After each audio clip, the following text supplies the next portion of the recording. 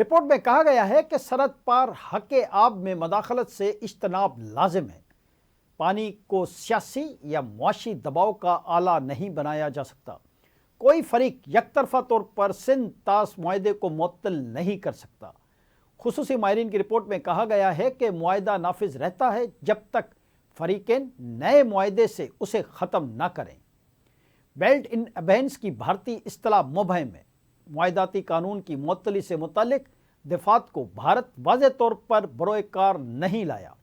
معاہدے کے طے شدہ طریقہ کار کو بائی پاس کر کے یک طرفہ معطلی غیر قانونی ہے۔ تنازعات کا حل معاہدے میں درج تصفیے کے طریقہ کار کے تحت ہی ہونا چاہیے۔ خصوصی ماہرین کی رپورٹ کے مطابق پاکستان کی جانب سے معاہدے کی کسی شک کی خلاف ورزی نہیں ہوئی۔